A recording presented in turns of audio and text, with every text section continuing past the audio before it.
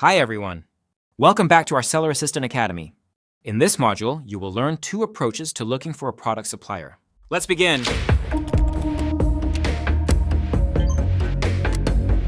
Two approaches to finding a supplier. Amazon to supplier, also known as direct sourcing, and supplier to Amazon, which we call reverse sourcing. What do these mean? In the previous module, we discussed how to do quick product research on Amazon. This is necessary for deciding which products are potentially good for reselling. They must sell well and must not have any risks, like restrictions or flags. You can find the link to our previous module about quick product research in the video description. You can do product sourcing in several ways, and I will show you the two most popular and straightforward: direct and reverse sourcing. What is direct sourcing? The first way to find a supplier is direct sourcing. With this method, you select a product from the supplier and find its match on Amazon. That means you find a product for a good price at the supplier, and you are able to resell it on Amazon with a good profit margin, typically more than 15%. This model is used by wholesale sellers and those sellers who have existing suppliers. This is suitable if a supplier gives you a good discount and offers you a bulk price list of their products. You can select the items from that list which you can resell on Amazon for profit. Other reasons to use this method are if a supplier offers large discounts for bulk deals, or if you know that the supplier is reliable and delivers orders to Amazon's fulfillment centers fast. Example of direct sourcing. Now let's look at an example of direct sourcing. If you are a wholesale seller, your direct sourcing starts with brand research. Then you find the supplier, negotiate and agree about the cooperation, and get a price list to resell products in bulk. We discussed that in Module 2. Brand research. If you are an online arbitrage seller or dropshipper, you typically scrape product data from a chosen e-commerce website to find profitable deals. When you get a price list or a file with hundreds of products, you must research them and pick out potentially profitable deals that you can sell on your Amazon account. To do that, you can upload these bulk data to Seller Assistant's Price List Analyzer. The Price List Analyzer finds the match for these products on Amazon, calculates their profitability, and formulates a report. From the report, you can filter profitable deals by profit, ROI, and BSR, and add to your sales pipeline. Once done, you upload the report you received from Price List Analyzer and upload it to Seller Assistant's Bulk Restrictions Checker and download a report. If the product is marked with the green lock, you can sell a product and it's not restricted. If it has the red closed lock with an exclamation mark, you can't sell it on your account. Look for other product. If it has the red closed lock, the product is restricted and you need Amazon approval to sell them. When you selected the potential deals from your supplier price list and ensured they meet your profitability criteria and you can sell them on your account, you must do extended research of each deal. We will discuss how to do extended research in the next modules. What is reverse sourcing? The second approach to finding a supplier is reverse sourcing. With this method, you select a product on Amazon and find its match at the supplier. This method is typically used by online arbitrage sellers or dropshippers. This involves finding a suitable product on Amazon and looking for the same product at a much lower price at the supplier. The profit margin should be at least 15%. Example of reverse sourcing. Now let's take a look at an example of reverse sourcing. First, we select a brand on Amazon. Let's take Tablecraft again in the kitchen and dining category. Next, we check products with Seller Assistant's Quick View on Amazon search page. You can see the product's ASIN and BSR. It shows how well the product sells. The lower the BSR number, the more the product sells. A good BSR must be between 1 and 100,000, with 1 being the best. Also, you can see the number of sellers selling the product. If the seller count is more than 1 FBA seller, it's not a private label product and you can sell it. If the seller count is more than 15, the competition is too high. In addition, Quick View shows if Amazon sells the product. In this case, the product is not good for reselling. Also, you can see if you can sell the product, shown by a green open lock. Check that there are no IP complaints, no red triangle icon. Let's look at an example, a dispenser. In this example, you can see that the product's BSR is 695,202, which means you can sell 53 product pieces monthly. You can find that out by going to the Amazon product page of your chosen product. Seller Assistant will show you in the sales field how many units you can potentially sell monthly based on BSR.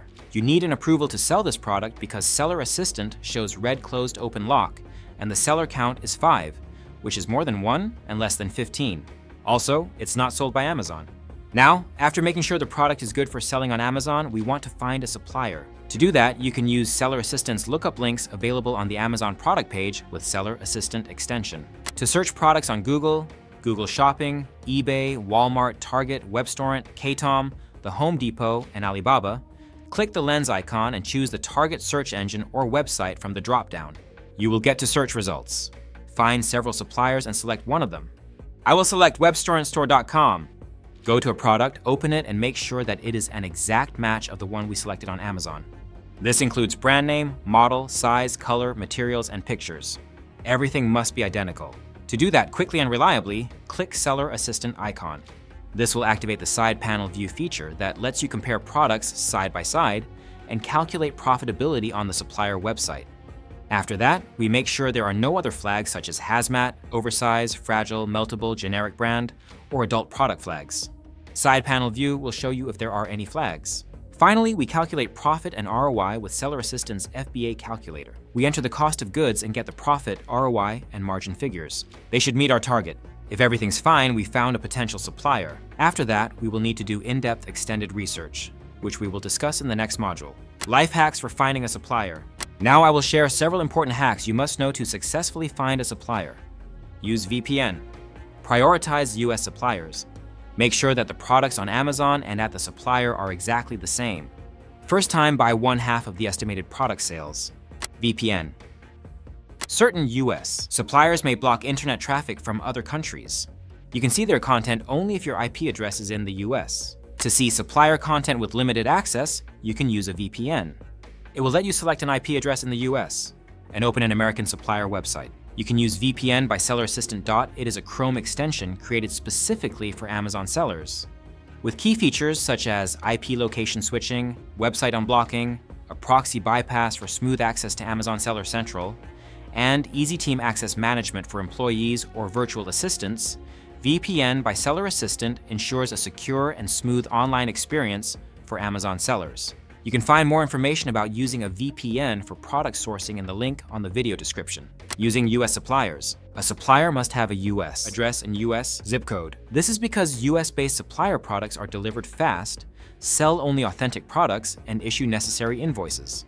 Amazon may ask you for an invoice to confirm that your product is authentic. Making sure that the product on Amazon and at the supplier are identical. Again, it is very important to make sure that the product on Amazon is exactly the same as at the supplier. You must carefully compare the product model and size and check that they are exactly the same, along with the color, materials, and pictures. When comparing products to ensure that the Amazon product is identical to the supplier's, pay special attention to the images. If the product image is taken from a different angle, check all the images to be sure that it is in fact the same product. Sometimes they may look the same, but a slight detail may be different. How many product units should you buy at first? When you have a product for sale on Amazon, you want to make sure that your product is available to customers at all times. This is good inventory management. Inventory management is managing inventory levels on Amazon. That means keeping track of stock levels, restocking items, and ensuring that the products are available to customers. To do so, you must have 3 batches of orders in the pipeline at any point in time. The first one is being sent by your supplier to the prep center. The second one is being sent from the prep center to the Amazon fulfillment center. And the third is being processed by Amazon for sale in current inventory. However, when you start to sell a product, you don't know how many products you can realistically sell. You can calculate your estimated sales. This is based on a count of units you can potentially sell, and you can see this using Seller Assistant. But you must keep in mind that it's an estimate and not an exact number. Therefore, the initial quantity you order the first time must be about 1/2 of the estimated monthly sales. For example, if Seller Assistant shows that you can sell 200 units, order 80 to 100 units. After that, closely monitor your stock. If you see that the item is selling fast, reorder. Over time, you will get realistic figures of how the product is selling and will be able to set reorder points. You can find more information about inventory management in the link on the video description. How to vet the product supplier. If you work with your supplier first time, there's always a risk. They might require, for instance, a prepayment and then not ship the order. Therefore, you must take preventive measures to reduce such risks. Here are several ways to verify a supplier. Check the supplier on LinkedIn, Whois, or Scam Advisor. One way to verify a supplier is to check if it's listed on LinkedIn, Whois, or Scam Advisor. LinkedIn is a social media site connecting professionals and businesses. The presence of a supplier on LinkedIn shows its reliability. Whois is a domain lookup service that helps identify domain name ownership. It shows who owns the supplier's website and when it was registered. If the website was registered less than 1 year ago, this is a sign that it's not trustworthy. Scam Advisor is a service that checks a website's reliability and helps detect scam and phishing websites. When you check the supplier, make sure that the company's description matches the information on the supplier's website. Check the supplier's contact and payment details. Look up supplier contacts on their website. The website should give clear information about the supplier's office address and must contain a US phone number. It also must be stated that the company accepts PayPal payments. That is the most secure payment method. Typically, you can find the PayPal icon in the footer of the website. Check if the supplier has a well-developed website. Go through the supplier's website and make sure it's not just a single landing page. Be sure the site contains information about the supplier's services, contacts, and so on. Check if a supplier has an active social media presence. The supplier's website must have links to social media, Facebook, Instagram, Pinterest. Click the links and verify if they are active social media accounts. On the social media page, it is very important to have backlinks to the company's website. Google references. Verify supplier references and reviews. Search for a supplier name plus reviews, and follow the links to review them. Check that they have real reviews.